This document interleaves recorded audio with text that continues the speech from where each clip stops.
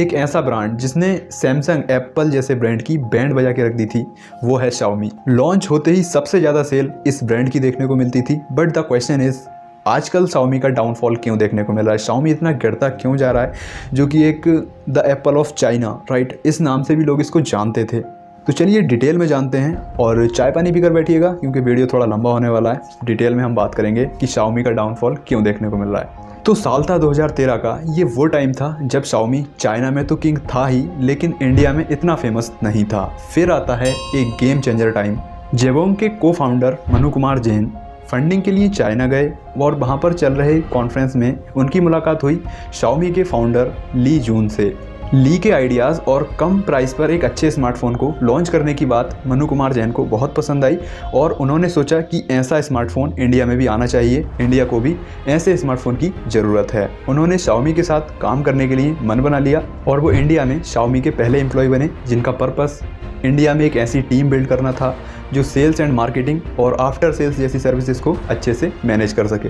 और फिर काफ़ी एफर्ट के बाद Xiaomi ने अपना पहला स्मार्टफोन इंडिया में लॉन्च कर दिया, Xiaomi Mi 3। अब इस फ़ोन में Xiaomi ने काफ़ी अच्छे फीचर्स दिए जो कि उस टाइम पर और ब्रांड्स नहीं दे पा रहे थे। उनके लिए वो काफ़ी चैलेंजिंग था, जो Xiaomi ने कर दिखाया। जैसे फुल HD 5 इंच का डिस्प्ले और स्नैपड्रैगन 800 प्रोसेसर और कैमरा में 13 MP में और 2 GB जैसे फीचर्स, जो कि अब सुनने में काफ़ी छोटे लगते हैं, लेकिन ये उस टाइम के काफ़ी बड़े फीचर्स माने जाते थे।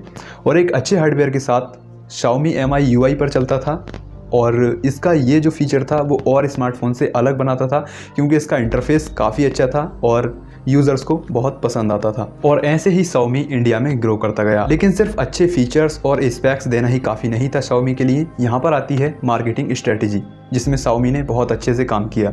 आपको याद होगा कि पहले ऑफलाइन मार्केट से ही फ़ोन को बाय करना प्रेफर किया जाता था और आज हम ऑनलाइन ही फ़ोन को बाय कर लेते हैं। मतलब किसी ई-कॉमर्स वेबसाइट जैसे अमेज़ॉन और फ्लिपकार्ट से ही फ़ोन को हम ऑर्डर कर देते हैं और ईजिली बाय कर लेते हैं। लेकिन जो ऑफलाइन से ऑनलाइन पर शिफ्ट होने की जो प्रक्रिया है, इसमें सबसे पहले जो योगदान दिया है वो Xiaomi ने ही दिया था। Xiaomi अपने स्मार्टफोन को ऑफलाइन की जगह ऑनलाइन लॉन्च करने में मतलब ज़्यादा विश्वास रखता था और इसने सबसे पहले ये काम कर दिखाया। और उसने अपने स्मार्टफोन को ऑनलाइन लॉन्च करने के लिए फ्लिपकार्ट से पार्टनरशिप कर ली और इस पार्टनरशिप का सबसे बड़ा फ़ायदा हुआ Xiaomi को। फ्लिपकार्ट के पास लार्जेस्ट कस्टमर बेस होने की वजह से इसका फ़ायदा Xiaomi को हुआ। Xiaomi ने अपने पहले स्मार्टफोन की एक अच्छी सक्सेस के बाद एक और स्मार्टफोन लॉन्च किया, जो कि था Redmi 1S, जिसमें स्नैपड्रैगन 400 प्रोसेसर और 1 GB RAM and internal storage 8 GB provide करी, सिर्फ प्राइस 5,999 में। और इसके बाद फिर से Xiaomi ने एक और स्मार्टफोन लॉन्च किया, जो कि था Redmi Note। और इन सारे स्मार्टफोन ने जनता के बीच एक अच्छी इमेज बना ली। और फिर एक ऐसा टाइम आ गया कि लोगों को सिर्फ Xiaomi, Mi और Redmi के फ़ोन ही याद थे। Xiaomi ने इसके बाद और काफ़ी स्मार्टफोन लॉन्च किए जो कि काफ़ी अच्छे थे और लोग लॉन्च होने से पहले ही इसका इंतज़ार करने लगते थे।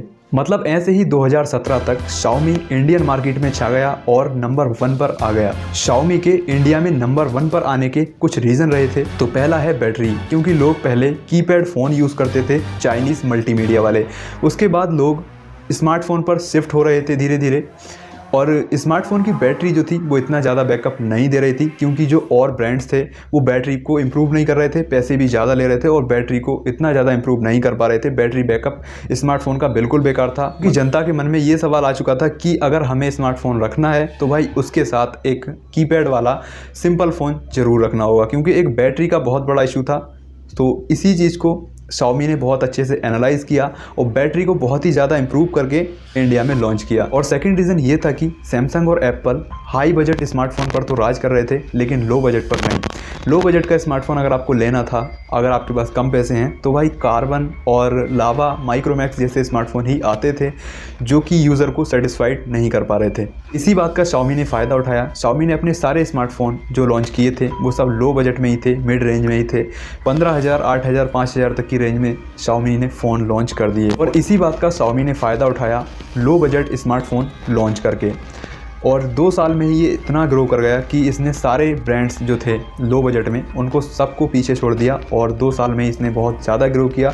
मतलब 2017 में इसने सबसे ज़्यादा स्मार्टफोन सेल किए थे इंडिया में। और इंटरेस्टिंग बात तो ये है कि टीवी एड्स और होर्डिंग्स पर कोई भी पैसा खर्च नहीं किया था, फिर भी इंडिया में ये टॉप का ब्रांड बन चुका था। 2020 में Xiaomi 28% मार्केट शेयर के टॉप पर था और फिर 2022 में ये 16% पर आ गया और उसी टाइम सैमसंग और वीवो के मार्केट शेयर में काफ़ी ज़्यादा उछाल देखने को मिला। तो इस तरह से Xiaomi अपने यूज़र्स को, अपने कस्टमर्स को क्यों खोता जा रहा है, ये सबके मन में सवाल है। तो इसके भी कुछ रीज़न हैं, जैसे डाउनफॉल इन लोअर प्राइस सेगमेंट।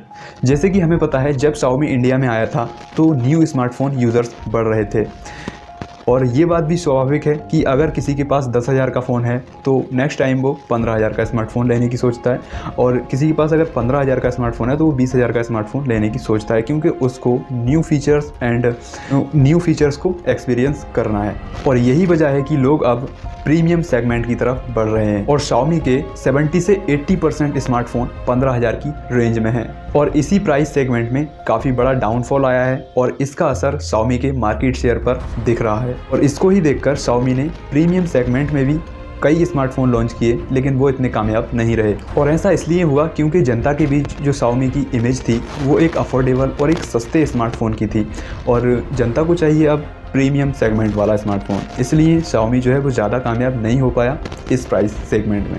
और नेक्स्ट रीज़न है MIUI एड्स एंड बग्स। अब Xiaomi इस OS को लेकर भी काफ़ी ज़्यादा फेमस हुआ था, मतलब ये उस टाइम जो इनका OS था वो काफ़ी ज़्यादा यूज़र फ्रेंडली था, लेकिन अब उसमें काफ़ी ज़्यादा ब्लॉटवेयर्स और एड्स वगैरह देखने को मिलते हैं। ब्लॉटवेयर्स अगर आपको नहीं पता है तो मैं बता दूँ, जैसे कि जब स्मार्टफोन आता है न्यू तो उसमें कुछ प्री इंस्टॉल्ड एप्लीकेशन होती हैं जिनको अगर हम चाहें तो डिसेबल कर सकते हैं और कभी कभी क्या होता है हम कोई भी एप्लीकेशन को डिसेबल नहीं कर सकते या फिर उनको अनइंस्टॉल नहीं कर सकते, तो वो एप्लीकेशन हमें फ़ोन में रखनी ही पड़ती हैं, भले ही हम उसको यूज़ करें या फिर नहीं करें।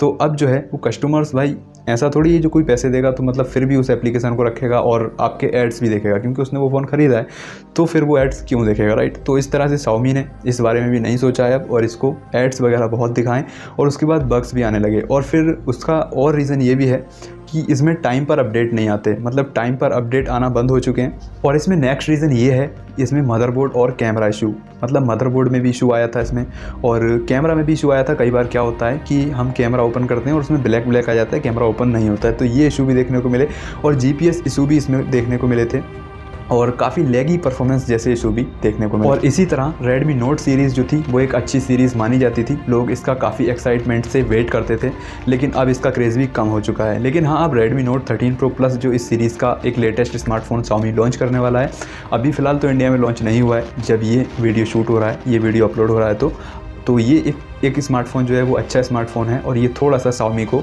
ऊपर की तरफ लेकर जा सकता है।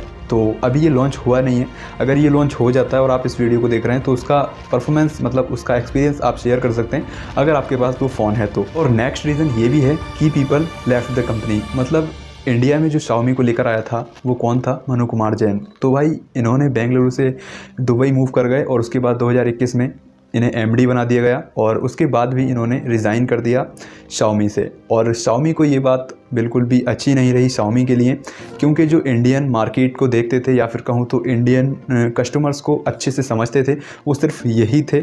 इन्हीं की वजह से Xiaomi जो है वो इतना बूम करा था और अब ये इन्होंने कंपनी छोड़ दी है तो Xiaomi गिरता जा रहा है। ऐसा भी हो सकता है क्योंकि यही जो है कस्टमर्स को अच्छे से समझते थे और उसको इम्प्रूव करने की कोशिश करते थे। अब Xiaomi वापस से मूव करेगा या फिर नहीं करेगा, इसमें कुछ नहीं कहा जा सकता। Redmi Note 13 Pro Plus जो है वो एक अच्छा स्मार्टफोन आ रहा है अभी, हो सकता है ये थोड़ा सा बूम करवा दे कंपनी को, लेकिन इतना ज़्यादा भी हम एक स्मार्टफोन से इतनी ज़्यादा उम्मीद नहीं लगा सकते हैं। तो हो सकता है भाई कि थोड़ा सा बूम आए। जो Redmi Note 13 Pro Plus है वो एक अच्छा स्मार्टफोन है, काफ़ी ज़्यादा रिव्यूज़ वगैरह भी आपने देखे होंगे, तो ये बहुत ही जल्दी इंडिया में लॉन्च हो जाएगा। और ये फ़ोन लॉन्च हो जाता है या फिर आप इस वीडियो को लॉन्च होने के बाद देख रहे हैं या फिर काफ़ी टाइम के बाद देख रहे हैं, तो आप उस फ़ोन के बारे में ज़रूर लिखिए कमेंट्स में कि इसकी परफॉर्मेंस कैसी रही है, राइट। तो आप लिख सकते हैं। बाकी आपको ये वीडियो अगर अच्छा लगा है तो प्लीज़ इसको लाइक कर दीजिए और ऐसे ही वीडियोस आपको देखना पसंद हैं तो चैनल को ज़रूर सब्सक्राइब कर लीजिए और मैं मिलूँगा आपसे नेक्स्ट वीडियो में। Thanks for watching this video.